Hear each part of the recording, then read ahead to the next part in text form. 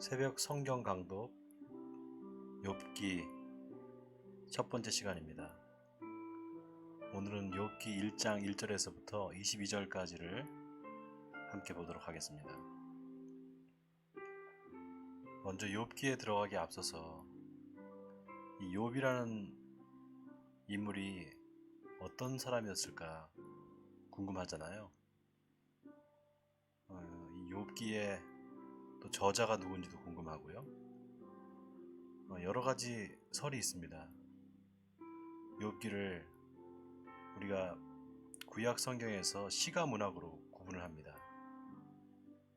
예를 들면 시편, 잠언, 전도서, 아가서, 욥기 이렇게 5개의 성경을 우리가 시가서다 이렇게 말을 하고요. 그리고 특별히 이 욥기의 경우에는 지혜 문학이라고 이렇게 말을 합니다. 그래서 일부 학자들은 이 욥기를 솔로몬 왕이 썼을 것이다 이렇게 보기도 하고, 또 저자가 명확하지 않다 보니까 심지어는 하나님께서 직접 쓰신 그런 성경이 아니냐 이렇게 말하는 사람도 있습니다.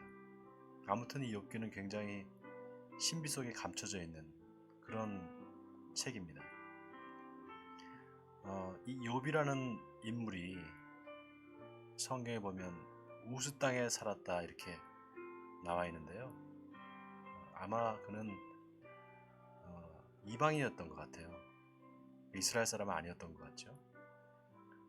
그리고 이 욥이 살았던 지역이 우스 땅이라는 곳에 살았는데, 이 우스 땅이 어딘가 하면은 이 아라비아에 있는 어떤 한 지명이라 그래요. 그리고 또 어떤 사람은 이 우스라는 사람이 셈의 후손으로 그 에돔 족속이었다 이렇게 말을 하는 사람도 있습니다.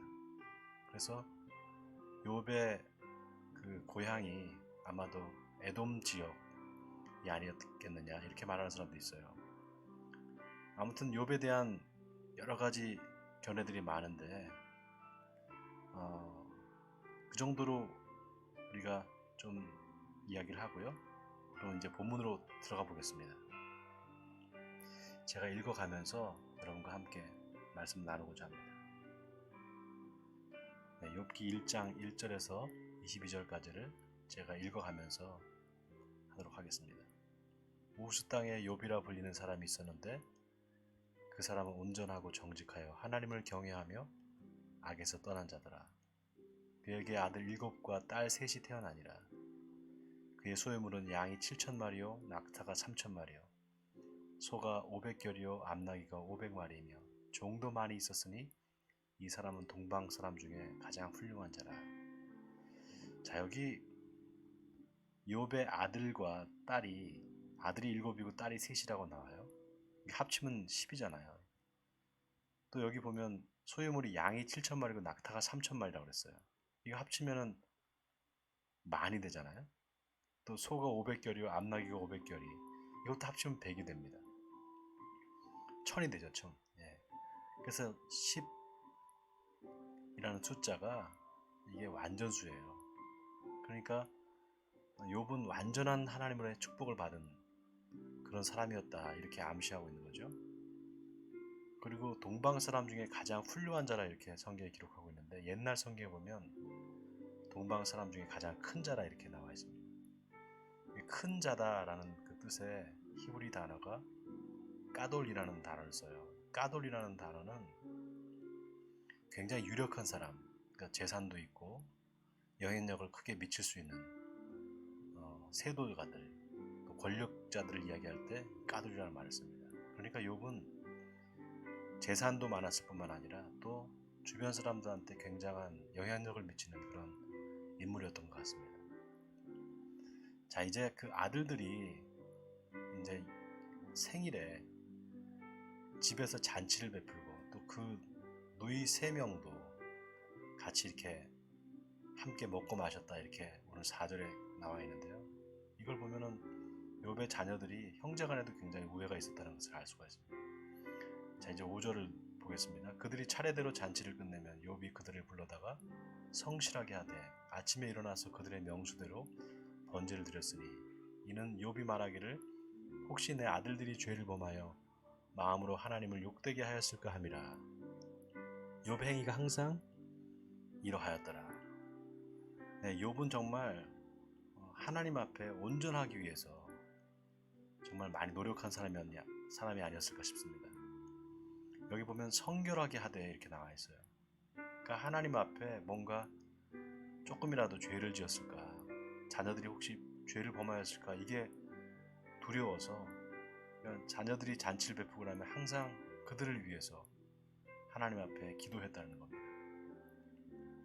욥의 행위가 이렇게 의로운 행위였다는 거죠. 네, 그런데 이제 욥의 이 가정에 어려움이 생기기 시작합니다. 자, 오늘 6절을 보겠습니다. 하루는 하나님의 아들들이 와서 여호와 앞에 섰고 사탄도 그들 가운데 온지라. 여호와께서 사탄에게 이르시되 네가 어디서 왔느냐? 사탄이 여호와께 대답하여 이르되 땅을 두루 돌아 여기저기 다녀왔나이다. 여호와께서 사탄에게 이르시되 네가 내 종 욥을 주의하여 보았느냐? 그와 같이 온전하고 정직하여 하나님을 경외하며 악에서 떠난 자는 세상에 없느니라. 자, 여기 사탄이 등장을 합니다. 여러분이 사탄 마귀라고도 하죠. 또 옛 뱀이라고도 하고, 성경에서 이 사탄이라는 존재는 굉장히 신비에 가려져 있습니다. 그런데 여러 가지 우리가 사탄에 대한 이제 생각을 해볼 수 있지만, 기본적으로 우리가 한 가지 알아둬야 될 것은 하나님의 대적인 것만은 분명해요. 그러나 하나님의 절대적인 주권 안에 있는, 어찌 보면 하나님의 종으로서 하나님의 일을 이루어가는 하나님의 섭리의 도구로서 사용되고 있다는 사실을 우리가 알아야 됩니다. 그래서 이 사탄의 세력을 너무 극대화하거나 너무 무서워하거나 두려워할 필요가 없는 것이, 하나님께서 허락하시지 않으면 이 사탄이 절대로 움직일 수 없습니다. 자, 오늘 본문에 보면 사탄이 하나님의 아들들이 와서 하나님 앞에 있을 때 사탄도 그들 가운데 있었다 이렇게 말하고 있습니다.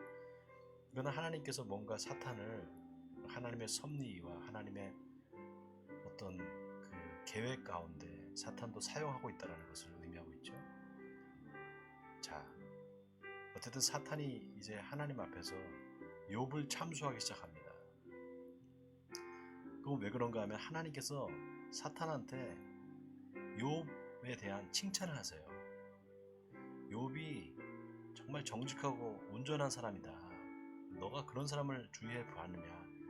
욥을 주의해 보았느냐? 욥 같은 사람이 세상에 없다. 이렇게 하나님이 칭찬하시니까 사탄이 거기서 발끈해서 이제 하나님 앞에서 욥을 참수하는데 어떻게 참수하는가 하면, 오늘 9절을 보면 사탄이 여호와께 대답하여 이르되 욥이 어찌 까닭없이 하나님을 경외하리이까. 자, 하나님을 경외하는 이유가 있다는 거예요. 욥이 하나님을 경외하는 이유는 뭐냐? 까닭없이 경외하는 것이 아니라 분명히 이유가 있다는 거죠. 그 이유가 뭘까? 10절에 주께서 그와 그의 집과 그의 모든 소유물을 울타리로 두르심 때문이 아니니까. 주께서 그의 손으로 하는 바를 복되게 하사 그의 소유물이 땅에 넘치게 하셨음이니이다. 이제 주의 손을 펴서 그의 모든 소유물을 치소서.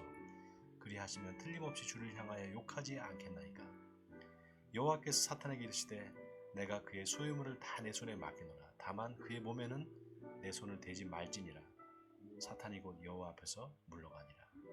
자, 이제 사탄이 하나님 앞에서 욥을 참소하기를 하나님께서 그에게 축복을 해주셔서 소유물을 많게 해주시고 복되게 해주셔서 그의 소유가 차고 넘칩니다. 그러니까 욥이 하나님을 경외하는 게 아니겠습니까?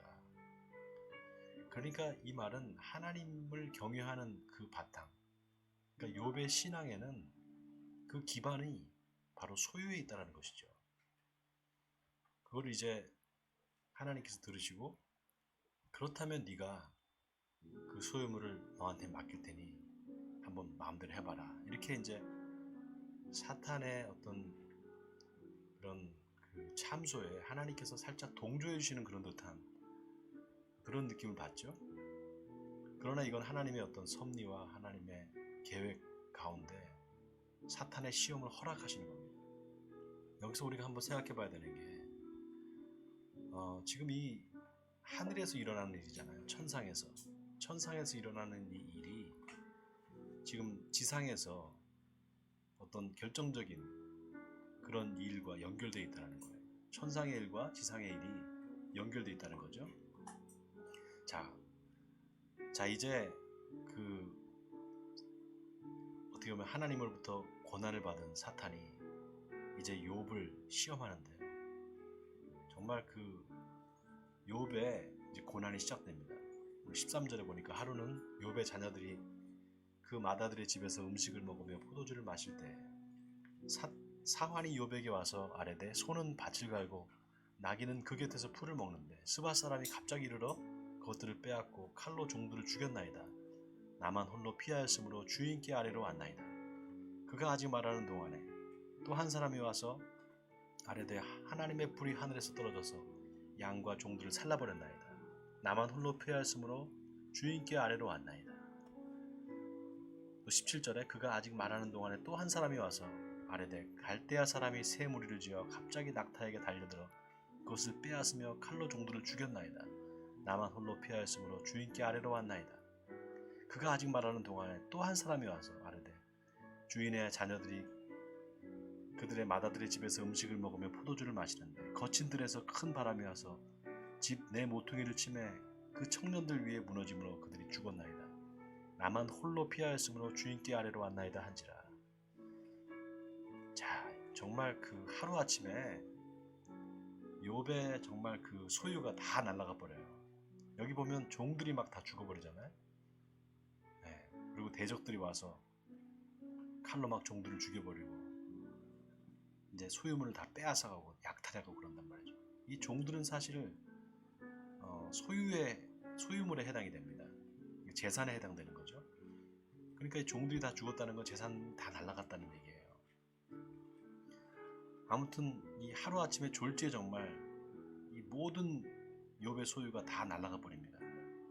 그런데 놀라운 게 욥이 거기서 어떻게 반응을 하는가 하면 20절에 보니까 욥이 일어나 겉옷을 찢고 머리털을 밀고 땅에 엎드려 예배하며 이르되 내가 모태에서 알몸으로 나왔사온즉 또한 알몸이 그리로 돌아가올지라. 주시니도 여호와시오 거두시니도 여호와시오니 여호와 이름이 찬송을 받을지니라 하고 이 모든 일에 욥이 범죄하지 아니하고 하나님을 향하여 원망하지 아니하니라. 자, 욥이 일어나서 겉옷을 찢고 머리털을 밀었다. 이 겉옷을 찢고 머리털을 미는 행위는 어떤 행위인가 하면요, 사람이 죽었을 때 애곡할 때 이렇게 합니다. 그리고 또 하나 회개하는 모습, 회개할 때 이렇게 옷을 찢고 머리를 밀어. 그러니까 욥은 자신의 소유가 다 없어지고 정말 자신의 그 모든 소유가 어느 날 갑자기 이렇게 다 날아가 버린 그런 불행 속에서, 그런 불행에 직면했을 때 곧바로 회개했다는 거예요. 여러분, 이게 놀랍습니다. 욥의 신앙이 너무 놀랍지 않아요? 보통 사람들 같으면 왜 이런 일이 일어났을까 당황하고 또 하나님을 원망할 수도 있는데 욥은 절대 그러지 않았어요. 욥은 그저 하나님 앞에 혹시나 내가 어떤 잘못을 한 것이 있을까, 먼저 자기 자신을 돌아보고 성찰하는 그런 모습을 보였던데, 그리고 무엇보다도 그는 땅에 엎드려서 예배했다라는 거예요. 그리고 욥의 고백이 놀랍지 않습니까? 내가 모태에서 알몸으로 나왔으니 알몸으로 돌아갈지라. 주시니도 여호와시오 거두시니도 여호와시니 여호와의 이름이 찬송을 받을지어다. 하나님의 이름을 찬송하고 있습니다. 정말 이 욥 대단하죠. 지난주에 제가 이제 설교 중에 사도 바울과 베드로와 예수님이 원수를 사랑하라, 원수를 위해서 축복하라, 원수를 위해서 기도하라 이렇게 말했잖아요. 예수님의 제자답게 바울이나 베드로도 똑같이 원수를 사랑하라 이렇게 권면을 한단 말이죠. 근데 원수를 사랑하라는 이 말이 실은 명령이잖아요. 원수를 어떻게 우리가 사랑할 수 있을까? 게다가 어떻게 축복까지 할 수 있을까? 여러분, 놀라운 게 뭔지 아세요? 이 욥이라는 이름이 갖고 있는 뜻이 있어요. 두 가지 뜻이 있는데, 첫 번째는 욥이라는 이름이 히브리어 야하브라는 말에서 유래가 됐거든요. 근데 야하브라는 말이 원수가 되다 이런 뜻을 갖고 있어요. 원수가 되다. 그러니까 누구한테 원수가 됐는가 하면 이 욥이 하나님께 원수가 됐다는 거예요. 하나님 앞에 원수처럼 취급을 당했다는 겁니다. 또 하나 의미가 뭔가 하면요, 욥이라는 이름이 회개하는 자라 이런 뜻을 갖고 있어요. 그러니까 이게 두 개가 서로 굉장히 역설적인 거죠. 그러니까 물론 이제 하나님의 직접적인 대적은 아니죠. 하나님의 직접적인 대적은 사실 사탄이잖아요. 근데 놀랍게도 하나님의 그 대적인 사탄이 욥을 참수하는 것을, 그리고 욥을 시험하는 것을 하나님께서 허락하셨단 말이죠. 그러니까 어찌 보면 욥이 하나님의 대적이 된 것처럼 그렇게 된 거예요. 그런데 원수가 된 거죠. 그런데 하나님께서 욥한테 그런 온갖 시련과 고난과, 이제 조금 있으면 더 극심한 시련이 이제 오는데, 이제 자녀들도 다 죽어버리고 정말 부인은 저주하고 떠나버리고 이렇게 막 가정 다 파괴가 돼버리는 이런 상황까지 가거든요. 그런데 욥이 끝까지 하나님을 원망하지 않아요.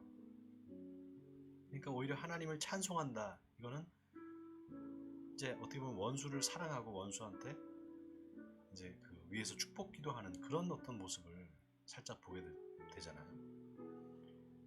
그런데 욥의 이름이 또 회개하는 자라는 의미를 갖고 있다는 게 참 너무나 역설적이지 않습니까?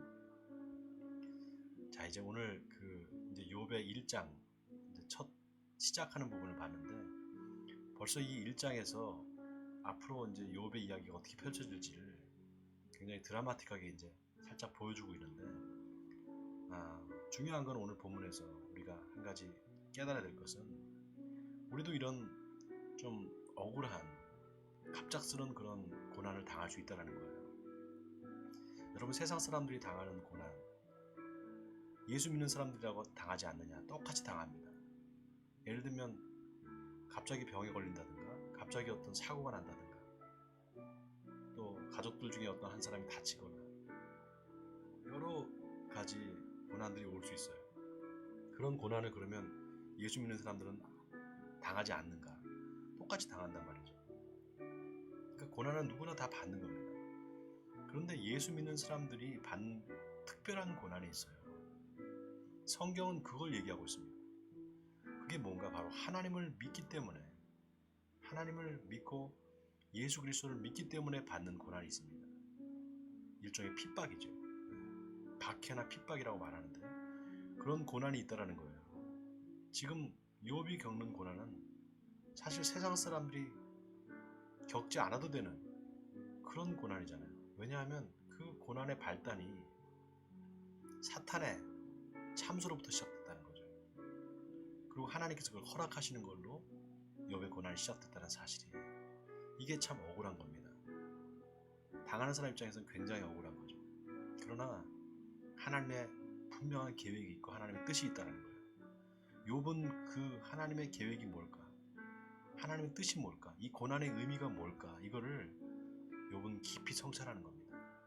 욥의 이야기가 그래서 정말 드라마틱하고 정말 우리 예수 믿는 사람들한테 꼭 필요한 이야기입니다. 자, 오늘 여기까지 할 텐데요. 오늘 이 말씀을 우리가 생각하면서 우리가 한번 하나님 기도했으면 좋겠습니다. 지금 세상이 코로나 바이러스로 인해서 굉장히 어려움을 겪잖아요. 한국에서도 많은 사람들이 죽었고, 또 미국에서는 지금 3만 8천 명이 목숨을 잃었다고 해요. 전 세계적으로 16만 명. 엄청난 숫자입니다. 지금 21세기 들어와서 수백 년 만에 정말 이런 일이 없었잖아요. 지금 지구촌에. 이런 일이 왜 생길까? 분명한 하나님의 계획이 있다는 겁니다. 우리는 지금 알 수 없고 정말 너무 막연하고 너무 힘들지만 하나님의 뜻이 여기 분명히 있다는 거예요. 이걸 우리가 기도하면서 욥처럼 그 고난의 상황에서 엎드려 기도하고 예배할 때 하나님께서 그 고난의 의미를 알려주실 줄 믿습니다. 우리 함께 이 시간 함께 같이 하나님 앞에 기도했으면 좋겠습니다. 자, 우리 같이 기도할 때 여러분들도 집에서 기도하셨으면 좋겠습니다. 제가 잠깐 기도하고 마치겠습니다. 사랑의 하나님 감사합니다. 오늘 욥의 고난을 통해서 우리에게 주시는 하나님의 메시지가 있는 줄 믿습니다. 하나님의 뜻이 무엇인지를 욥과 같이 우리가 하나님 앞에 엎드려 기도할 때 깨닫는 은혜를 허락하여 주옵소서. 지금 우리에게 닥친 이런 고난과 시련이 하나님의 계획 안에 있고 그 하나님의 계획 안에서 우리가 무엇을 깨달아야 될지를 생각하는 시간 되게 하시고 오늘 하루도 하나님의 은혜를 생각하면서 그 하나님의 선하심을 믿고 이 고난과 역경을 이겨내서 하나님께 영광을 돌리는 우리 에베네스 교회 성도들이 다 되게 해주옵소서. 이 모든 말씀을 예수 그리스도의 이름으로 기도하옵나이다.